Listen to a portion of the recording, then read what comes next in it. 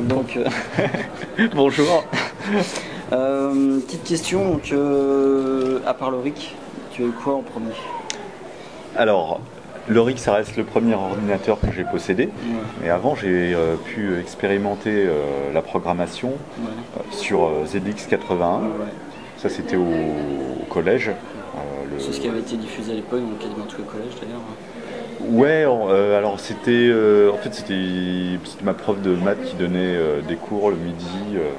Et j'ai découvert ça assez tard, j'étais en troisième dans l'année, donc je me suis inscrit et c'était génial. Mais le premier contact, ça a été sur une petite machine machine Sharp, donc ordinateur portable Sharp. Il y avait une ligne LCD, vous pouvez taper des textes, vous pouvez écrire en basique, et donc ça c'était un ordinateur qui appartenait à... C'est un ami de mes parents qui m'avait montré ça, puis ça m'avait fasciné. Donc j'avais écrit un petit programme qui faisait avancer une chaîne de caractères qui représentait un escargot. D'accord. Voilà. Pour toi, quel était le premier changement majeur dans le monde de l'informatique? Oula.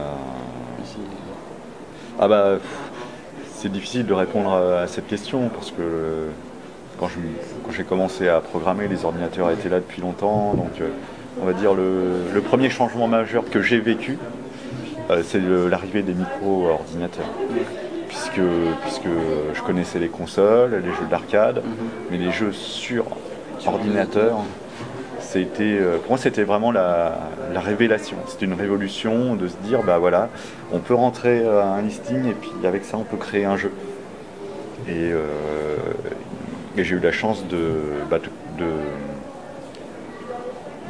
commencer de m'intéresser à la programmation à ce moment-là. En fait, c'est l'avènement de ces machines-là qui m'ont attiré vers la programmation. Mais déjà, je voulais créer des jeux et je ne savais pas du tout comment créer des jeux. Donc le fait que ça arrive, ça a tout de suite fait tilt, ça s'est connecté, puis voilà, je suis parti cette voie-là. Et comment bref, donc tu as créé Another World, mais j'ai l'impression que quelque part tu es aussi un peu l'inventeur du motion capture. Alors non, parce que c'est par rapport au rotoscoping. Oui. Alors, le rotoscoping était déjà utilisé dans le cinéma d'animation. Jordan Mechner l'avait déjà utilisé pour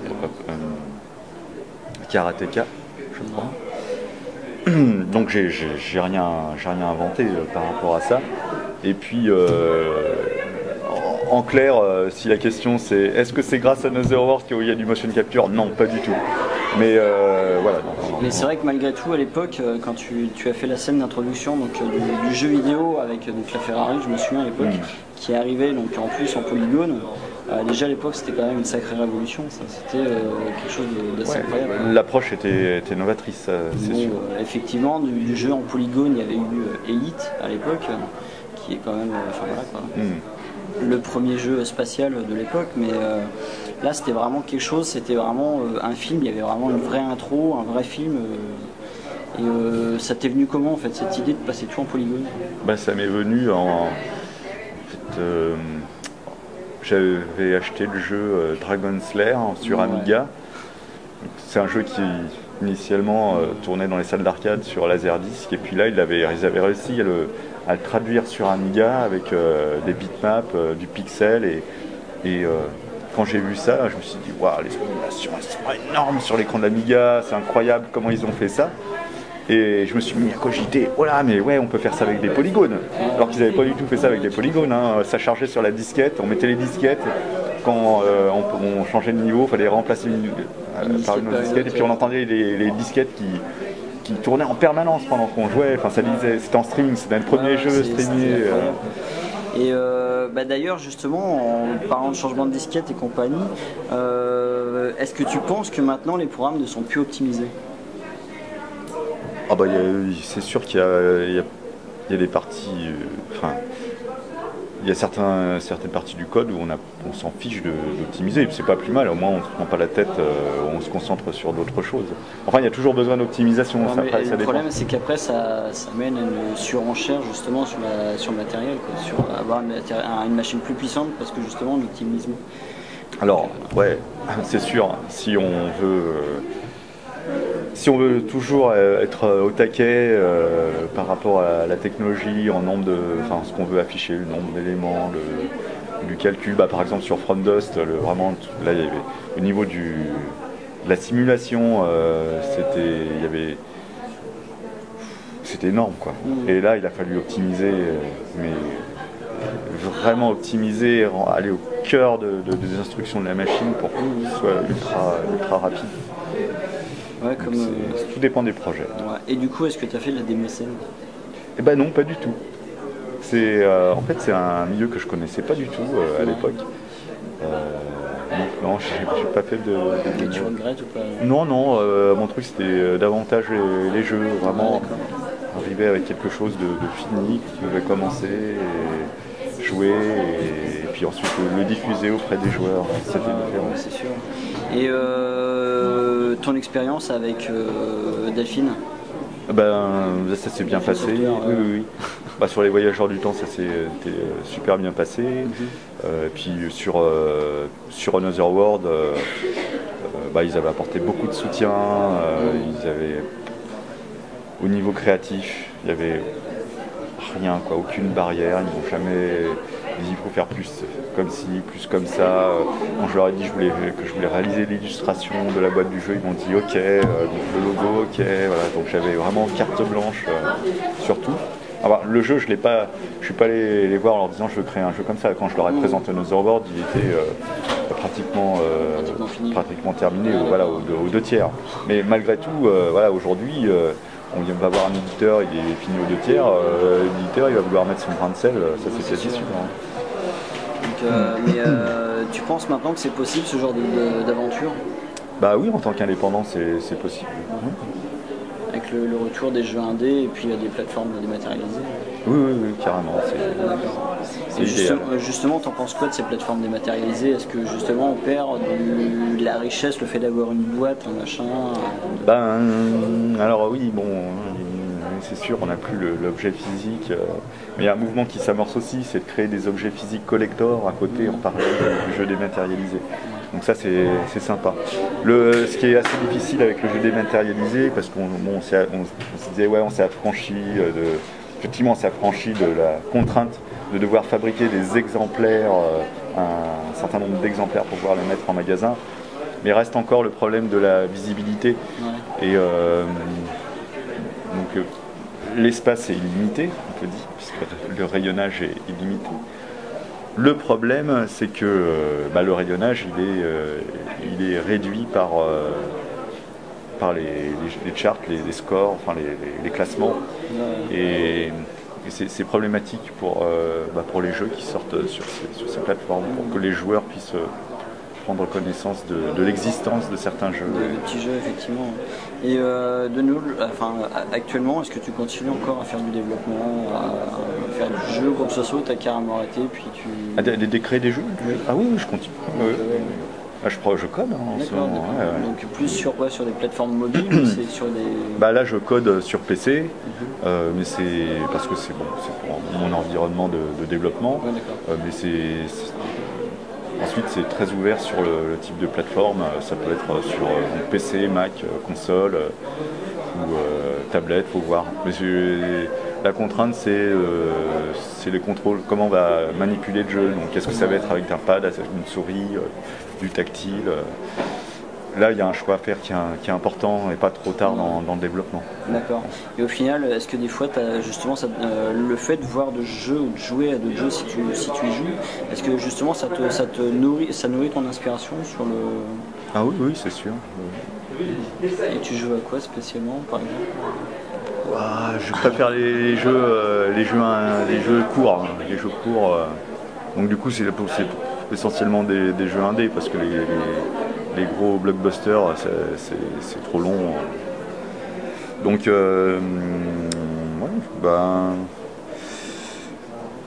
y a des jeux comme Thomas Was Alone, j'adore, je sais pas si vous connaissez, Visite Proteus puis il y a un jeu qui m'intrigue là, c'est Gunpoint aussi. D'accord. ça a l'air sympa. Comme justement, je pense un peu sur les gros blockbusters, je pense un peu différemment. Je trouve justement que des fois, ça a trop tendance à être, grosso modo, ils limitent le jeu en durée de genre 15-20 heures grand maximum pour justement après derrière remettre des DLC, ce qui me paraît un peu une aberration. T'en penses quoi des DLC? Bah, les DLC... Enfin, j'ai rien contre les DLC. Mais indirectement, il y a pas mal de joueurs qui pensent que on met sur le marché un jeu qui n'est pas forcément totalement fini et puis finalement on lui rajoute des extensions. Bah, tout dépend comment c'est fait ensuite, si c'est artificiellement créé. Ouais, d'accord. C'est vrai que ces gros jeux coûtent extrêmement cher, donc ils cherchent un moyen de rentabiliser au maximum, ça c'est sûr. Et sinon, dans l'aventure Delphine Software ou même ailleurs, est-ce que tu as un regret de ne pas avoir par exemple fait, tiens j'aurais aimé faire ce jeu ou quoi que ce soit Non, pas particulièrement. Il n'y a pas un jeu qui t'a vraiment plu à cœur quand tu y as joué et tu as fait oh la vache si je l'avais fait celui-là. Ah ok, d'accord. Ah oui, des jeux auxquels j'ai joué, je me serais dit tiens ouais, des jeux que j'aurais aimé être créés, par exemple Katamari Damacy. D'accord. Ton nom symbolise clairement un changement dans le domaine des jeux vidéo. C'est quand même c'est un peu le nom Eric Chahi et c'est un peu une icône dans le domaine de l'informatique. Et le fait de pas te voir forcément en convention, comment tu ressens l'accueil quand tu vas en convention? Ça me fait extrêmement plaisir de rencontrer des joueurs. C'est un moment de partage avec les joueurs qui ont été passionnés par mes jeux et puis voilà. Ça me touche beaucoup. Après, sur le côté icône, je tiens pas spécialement à être une icône, non. Moi, ça me fait plaisir. Voilà. Pour moi, il y a les créations et puis voilà, c'est ça c'est l'important pour moi. Donc les gens viennent me remercier pour le tel jeu, la création. Pour moi, en tant que personne, voilà, donc tu veux pas qu'on te dresse une stèle dans 500 ans Ah non, c'est pas important ça. Non, c'est pas vraiment. Justement, est-ce que tu penses que dans le futur, l'informatique va vraiment finir de révolutionner le monde et que c'est vraiment un changement dans l'humanité, le fait d'arriver dans l'ère de l'informatique? Ça, c'est une question assez profonde. On est en train de fusionner avec cette technologie. Oui, et donc on est imprégné par cette technologie. Voilà, la technologie, c'est comme comme un réseau de racines. Voilà, en fait, on a une espèce de fusion. On ne peut pas se passer des téléphones portables, regarder les mails. Et c'est à la fois très puissant et très chronophage en même temps parce qu'il y a très puissant parce qu'il y a un accès à l'information, énormément d'informations via Internet, accès à l'information par mail et d'un autre côté c'est extrêmement chronophage. Donc il y a la quantité d'information, la qualité de l'information, une espèce de décalage et puis donc ça je trouve que c'est jusqu'où ça va aller, jusqu'où la technologie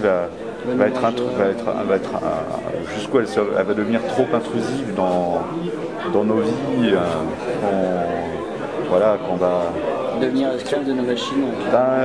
Il y a ça, et puis il y a tout l'aspect marketing, le marketing sur mesure qu'on va avoir.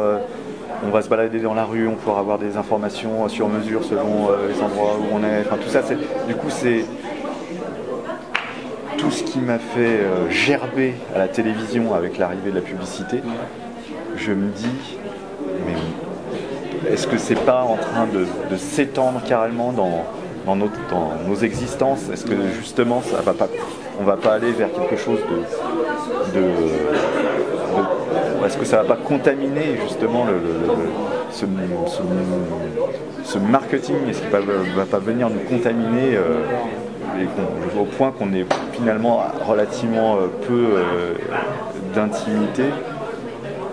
Aujourd'hui, on a de la publicité dans la rue, mais jusqu'où la publicité ciblée, avec, en fonction de notre navigation, avec tout ce qui est... Et c'est dérangeant, une espèce de... Là, donc on est dans une convention, on entend des voix, il y a une espèce de brouhaha. Et voilà, est-ce que cette technologie ne va pas devenir une espèce de brouhaha qui va nous déranger sans qu'on s'en rende véritablement compte? Je dis pas qu'il faut pas cette technologie, hein, mais il y a peut-être faut être vigilant, c'est sûr. Et justement, est-ce que tu penses pas que... Et puis, pardon. Excuse-moi, est-ce que tu penses pas qu'on s'est justement trop focalisé sur cette technologie, qu'on a abandonné des technologies qui méritaient malgré tout d'être suivies, comme par exemple l'exploration de la Lune, de l'espace et compagnie, alors que de nos jours, on n'est plus capable d'aller sur la Lune, globalement. Je sais pas. On est allé sur la Lune parce qu'il y avait un contexte politique très important entre deux pays, entre les États-Unis et l'URSS. Mais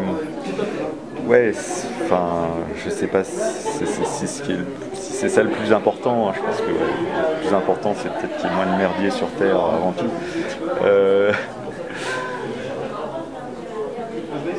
Mais en fait, on est imprégné par cette technologie, en même temps, elle doit être, elle est peut-être relativement fragile. Quand on voit toutes ces données, toute cette masse d'informations, jusqu'à quel point elles peuvent être préservées dans le futur. On stocke des gigas, des téras, des titras, je ne sais pas, voilà, j'invente des mots, de données, mais c'est bien beau, mais voilà, comment on la préserve, qu'est-ce qu'on choisit de préserver, il y a plein de questions qui se soulèvent. Merci Eric en tout cas. Merci aussi. Personnellement, je pense que ça fera beaucoup de plaisir à beaucoup de gens effectivement de voir cette vidéo. Donc merci. C'était un plaisir, merci.